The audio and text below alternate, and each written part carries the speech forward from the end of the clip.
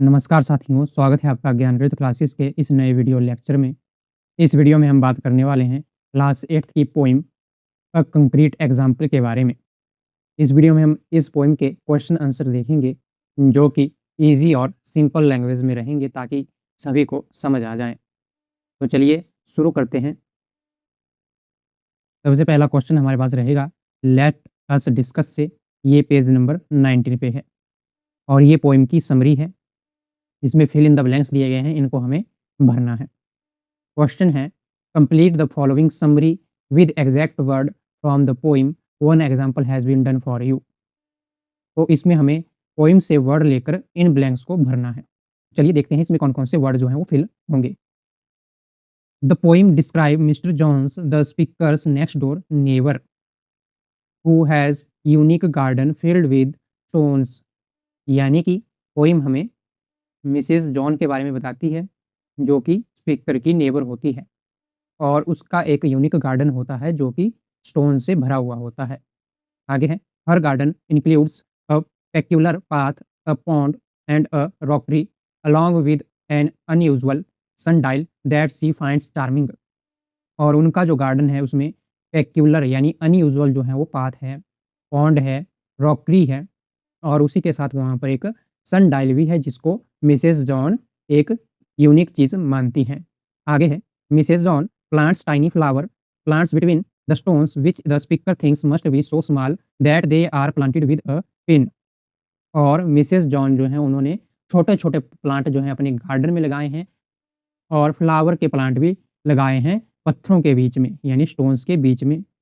और स्पीकर सोचता है कि ये इतने छोटे हैं कि इनको जो है पिन के द्वारा लगाया गया होगा। आगे है one day Mrs John invites the speaker to see her garden and they discuss a flower that Mrs Johns treasure. एक दिन जो है मिसेस जॉन स्पीकर को इनवाइट करती हैं अपने गार्डन में आने के लिए और वो वहाँ पर उन्हें एक फ्लावर दिखाना चाहती थी जो कि मिसेस जॉन का ट्रेजर है, उन्हें बहुत अच्छा लगता था।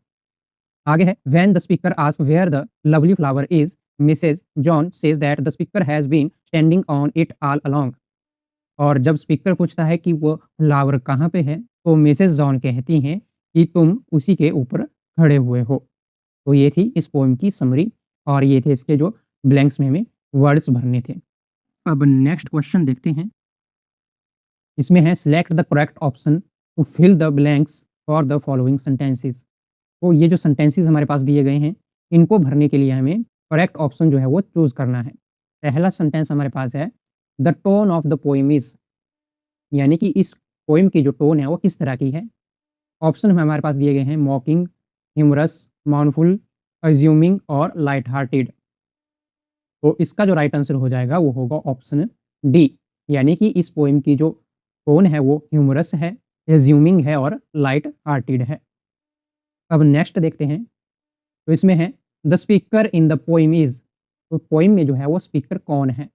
Mrs John, the poet, the gardener, a child. तो इस पोएम में जो स्पीकर है वो है पोइट, तो इसका हो जाएगा ऑप्शन टू सही, यानी कि द पोइट। नेक्स्ट क्वेश्चन है the rhyme scheme of the poem is, इस पोएम की राइम स्कीम क्या है। तो साथियों किसी भी पोएम की राइम स्कीम हमें निकालनी हो तो उसका एक तरीका होता है जो कि इस तरह का होता है।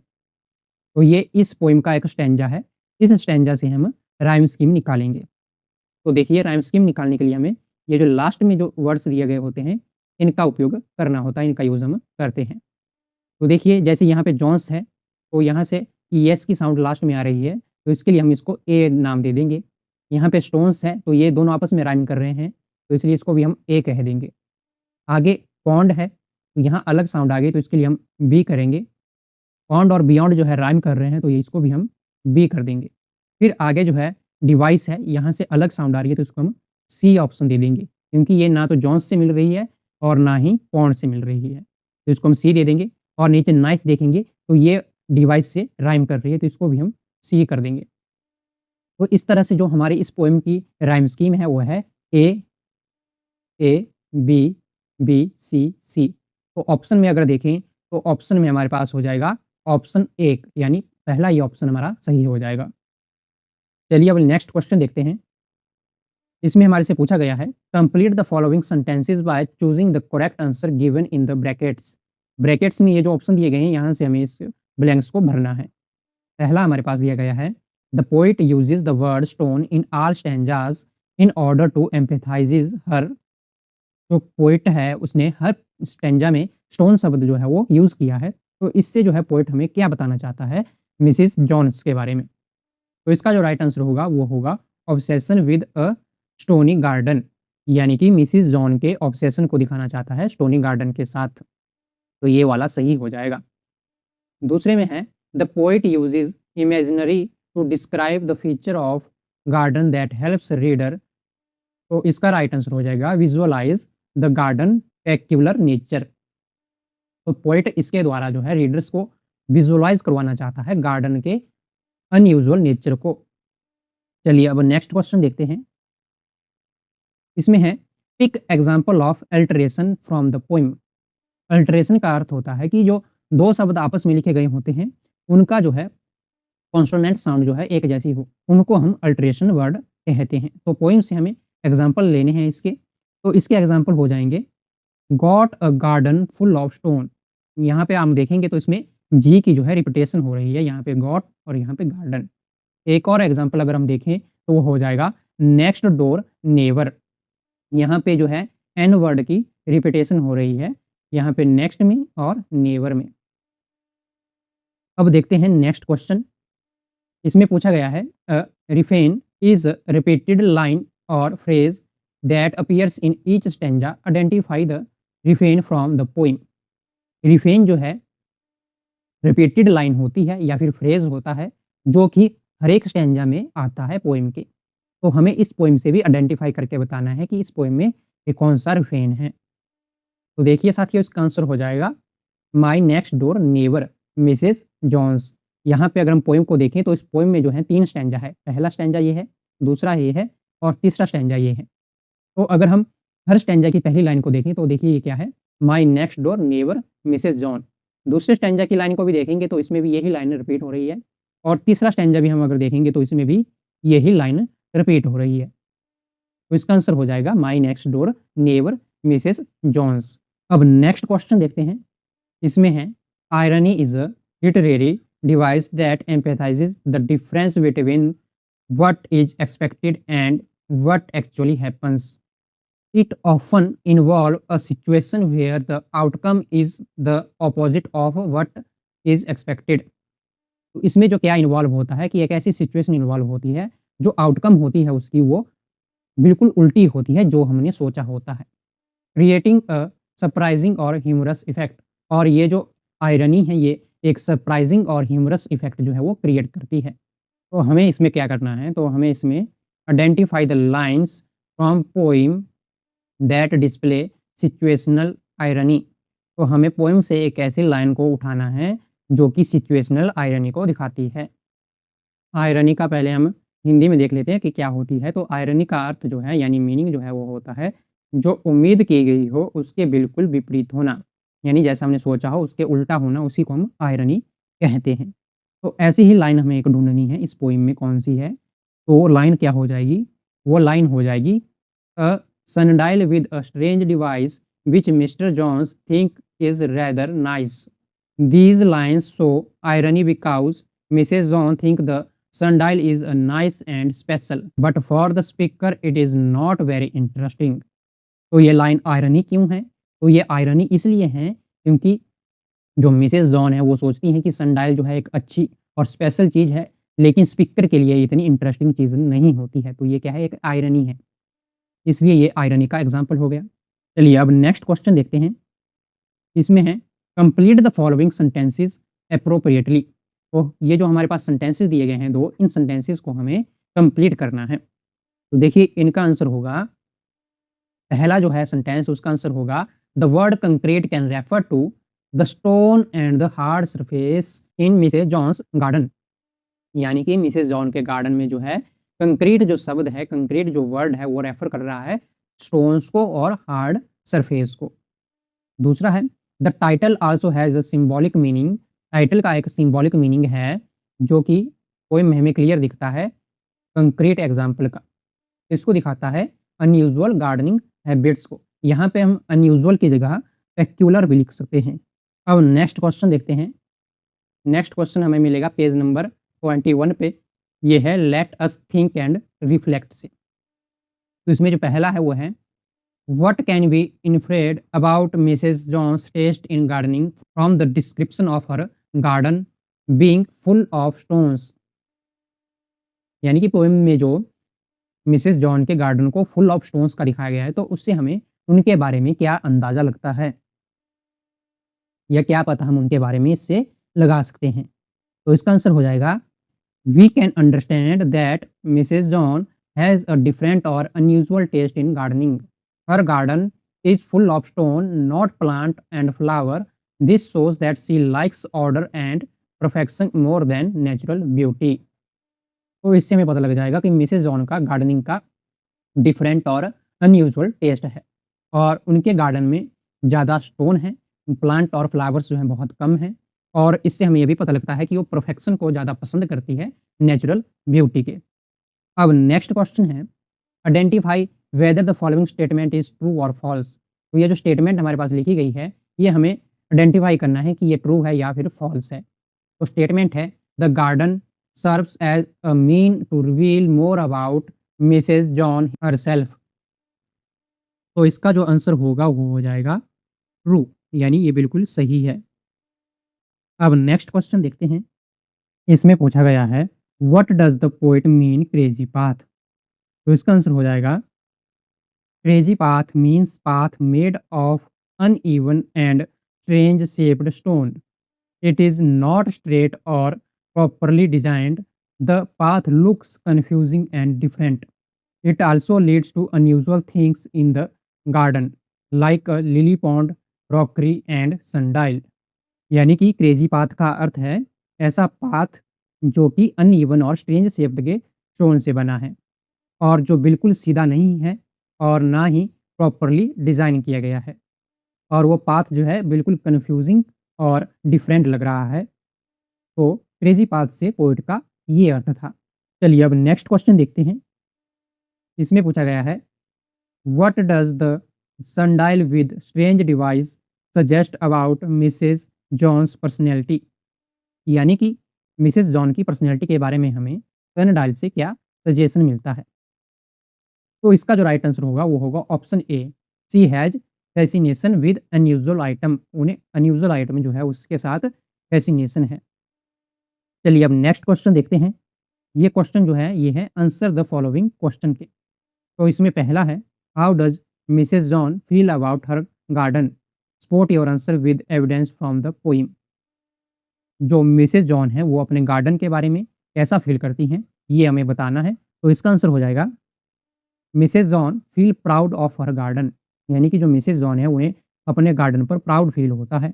She likes the things in her garden and enjoy showing them to others. उन्हें अपने गार्डन में अलग अलग चीज़ें रखना अच्छा लगता है और अपना गार्डन दूसरों को दिखाना भी उन्हें अच्छा लगता है।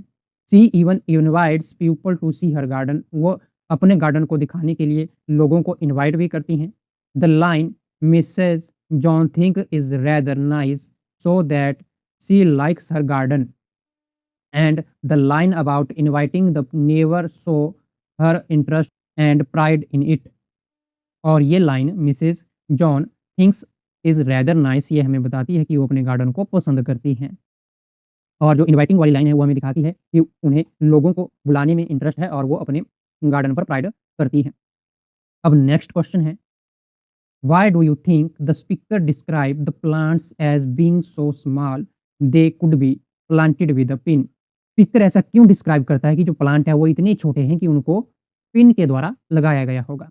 तो इसका आंसर होगा the speaker describe the plants as very small to show how neatly they are placed. It also suggest that Mrs John is very particular about making her garden looks perfect. तो speaker जो है इसलिए plants को बिल्कुल छोटा सा describe करता है क्योंकि वो एक जगह पर बिल्कुल नीटली तरीके से लगाए गए थे। और ये हमें ये भी बताता है कि जो मिसेस जॉन है वो पर्टिकुलर है अपने गार्डन के लुक को परफेक्ट रखने के लिए। चलिए अब नेक्स्ट क्वेश्चन देखते हैं। इसमें पूछा गया है what do we get know about Mrs John based on her gardening style and her interaction with the speaker. यानी कि मिसेस जॉन के स्पीकर के साथ इंटरेक्शन और उनकी जो गार्डनिंग स्टाइल है, उससे हमें उनके बारे में क्या-क्या पता लगता है। तो इसका आंसर हो जाएगा from her gardening style and behaviour we understand that Mrs John likes neatness and perfection. Mrs John के गार्डनिंग स्टाइल और उनके बिहेवियर को देखकर, इंटरेक्शन को देखकर स्पीकर के साथ हम यह समझ सकते हैं कि मिसेस जॉन जो है वो नीटनेस को और परफेक्शन को पसंद करती हैं। She has an unusual choice of decoration and feels proud of her garden. और उनकी अनयूजुअल चॉइस है डेकोरेट करने की अपने गार्डन को, और वो अपने गार्डन के ऊपर प्राउड भी फील करती हैं। तो ये हो जाएगा इसका आंसर। अब देखते हैं नेक्स्ट क्वेश्चन। इसमें पूछा गया है the poem पोर्ट्रेस Mrs John in a positive light, spot this statement. तो पोइम में जो है मिसेस जॉन को पॉजिटिव लाइट के द्वारा दिखाया गया है, तो इस स्टेटमेंट को हमें स्पॉट करना है। तो इसका आंसर हो जाएगा the poem shows Mrs John positively by highlighting her creativity and love for gardening. Her garden is neat and well planned. She is also friendly and like to share her garden with other. तो poem में Mrs John को positive light में उनकी creativity और gardening के प्रति उनके प्यार को हाईलाइट करके दिखाया गया है। इसी के साथ उनका जो गार्डन था वो बिल्कुल नीट था, साफ-सुथरा था, और जो मिसेस जॉन थी वो खुद फ्रेंडली नेचर की थी और वो अपने गार्डन को दूसरों को दिखाना भी पसंद करती थी। तो इन चीज़ों के द्वारा पोएम में मिसेस जॉन को पॉजिटिव दिखाया गया है। चलिए अब नेक्स्ट क्वेश्चन देखते हैं। इसमें पूछा गया है what does the poem tell us about the way people think differently about the world around them. Poem हमें कैसे बताती है कि जो पीपल हैं वो अपने आस-पास की दुनिया को अलग-अलग तरीके से देखते हैं। तो इसका आंसर हो जाएगा the poem show that people think differently about the same thing. Some people find Mrs Johns garden strange while other finds it creative and interesting. It teaches us that everyone has different idea and ways to see the world. Poem में हमें दिखाया गया है कि जो people हैं, लोग हैं, उनका सोचने का अलग-अलग तरीका होता है किसी एक चीज़ को। जैसे कि जो मिसेस जॉन का गार्डन था, वो कुछ लोगों को अच्छा लगता था, क्रिएटिव लगता था, और कुछ लोगों को वो बहुत ही स्ट्रेंज लगता था, अजीब जैसा लगता था। जो कि हमें सिखाता है कि हर किसी का जो है अलग नज़रिया होता है, अलग आइडियाज़ होता है, अलग तरीका होता है दुनिया को देखने का। चलिए अब नेक्स्ट क्वेश्चन देखते हैं। नेक्स्ट क्वेश्चन है लेट अस लर्न से। ये है पेज नंबर 21 पे। इसमें कहा गया है select the appropriate word from the brackets that correctly replace the underline word in the sentence from the text. यहाँ पे हमारे पास ये जो सेंटेंस दिए गए हैं, इनमें कुछ अंडरलाइन वर्ड्स हैं। उन अंडरलाइन वर्ड्स को हमें रिप्लेस करना है जो कि इन ब्रैकेट्स में दिए गए हैं। तो पहला सेंटेंस हमारे पास है a sundial with a strange device. तो यहाँ पे जो स्ट्रेंज है ये अंडरलाइन है, इसको हमें चेंज करना है अनयूजुअल से, पेक्युलर से, न्यू से, रेयर से, या फिर एक्सटर्नल से। तो इसका जो राइट आंसर होगा वो होगा पेक्युलर। पेक्युलर इसका राइट आंसर हो जाएगा। दूसरा सेंटेंस हमारे पास है which Mrs John thinks rather nice. Nice को हमें रिप्लेस करना है किससे? प्लेजेंट से, सुपीरियर से, एग्रीएबल से, जेंटल से, या फिर चार्मिंग से। तो इसका जो राइट आंसर होगा वो होगा चार्मिंग।